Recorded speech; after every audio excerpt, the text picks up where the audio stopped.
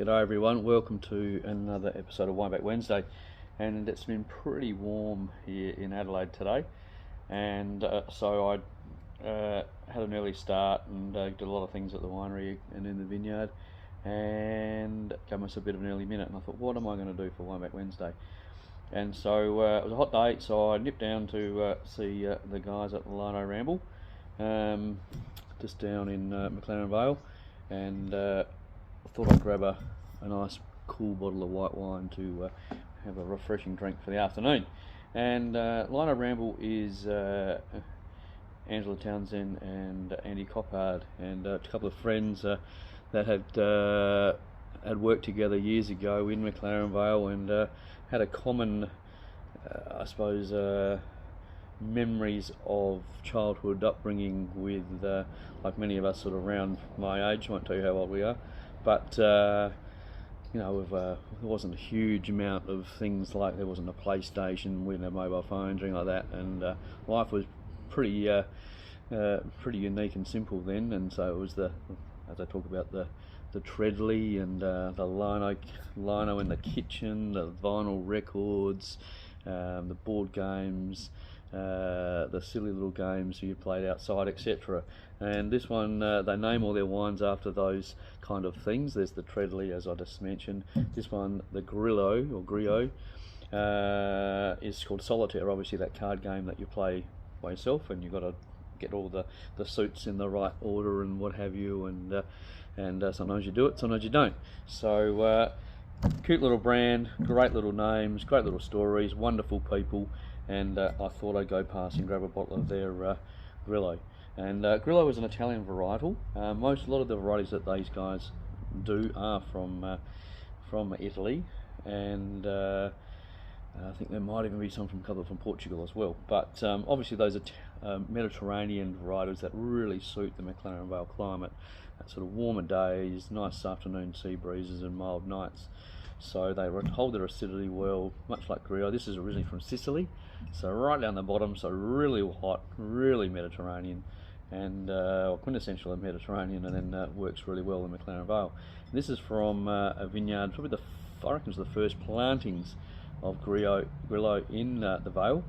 And I remember, I think it was maybe the first or second vintage, and Andy had some, I was happened to see him, and these bunches he had, no, I kid you not, they were the size of your head. They were, I mean, most bunches are around this big, around so that 120, 150 grams per bunch in most varieties. But this Grillo was like someone's head. They were 600, 700, 800, 900 grams. Like, they were huge. Incredible. And so this particular wine, this is the 21, I believe. Hang on a sec, let me have a quick look. The 21 Solitaire, and it's the fourth release of this versatile variety. And they pick it, they machine harvest it, and knowing the vineyard it is from, they probably use the selective harvester, which is a machine harvester from the French company called Poulenc.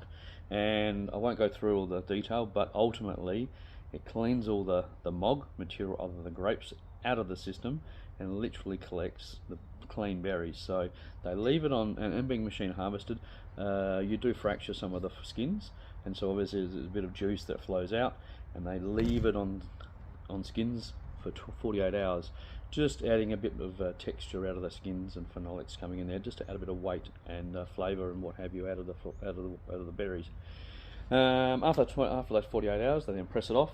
The free run pressings go directly to older French oak, where it is fermented in there with indigenous yeast. There's no additions to it. Obviously, the acid is probably rarely required because of this Italian varietal. They really hold their acidity very well, some better than others, but in Grillo in particular. So much so they actually put it through malolactic fermentation, which A, reduces the acidity, but also adds a bit of texture. So you can select a commercial bacteria these days which does the malolactic fermentation, which the harder malic acid is converted to the softer lactic acid. But if it goes through naturally, it typically will just be the traditional bacteria, and it will give you a little bit of diacetyl, which is that little buttery note that you often saw. Remember years ago when that style of Chardonnay was lots of new oak, lots of butter and rich and everything. That butteriness was due to malolactic fermentation occurring. But these days there's so much more research and development has occurred that you can actually select for bacteria that doesn't even produce diacetyl. So all it does is just reduce the acidity without major flavour changes or aroma changes. But yeah, so this one's got obviously a bit of high acid, goes through malo, and a bit of lee stirring as well, just after fermentation, again adding a bit of texture. And then I think it's about 10 months in barrel, then that's bottled up. Let's without further ado, because it's before the wine gets warm, which is still pretty warm. I mean, it's late in the evening, but it's still probably about 32, 33 degrees. So yeah, it's sort of now coming up for 3 years old. It's a bit golden in colour, but that's probably, there's a bit of oak influence in it. But as in oak, as in not the flavour influence, but because being fermentation occurring in a barrel, often you do pick up a little bit of colour. There's sort of an orange, there's sort of a, you see there's sort of an oyster shell note there. Some sort of citrus peels.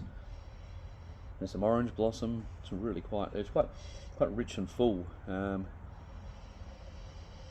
It smells very inviting. It's rich but fresh at the same time.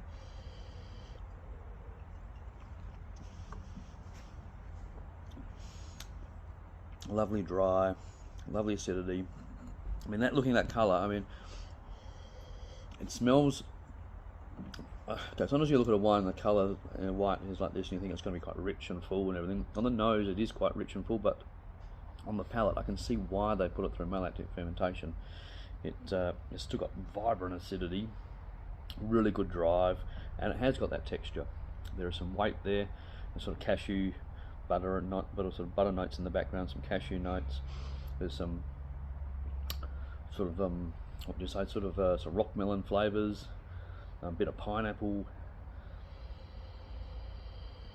and that salinity, that oyster shell salinity on the nose is really lovely. And I think they recommended having it with char-grilled lobster, so I can see why that sort of that charry note you get adds another dimension, which matches some of this sort of nutty, richer, fuller sort of notes and buttery notes, and then just the seafood element, just where that matches with that acidity as well.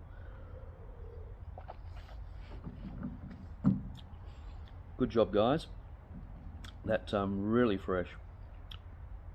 That fresh acidity comes through, and really good length, really nice minerality, but it's got a richness as well. It's sort of playing off nice little balance. Lovely acidity, but this lovely evolving level of flavours. So lovely that sort of pineapple melony sort of notes with some nuttiness, some texture. Phenolics aren't there, but there's enough weight to it as well. So the 2021 Solitaire Grillo from Lino Ramble in McLaren Vale. Thanks guys, thanks for listening. We'll speak to you soon. Cheers.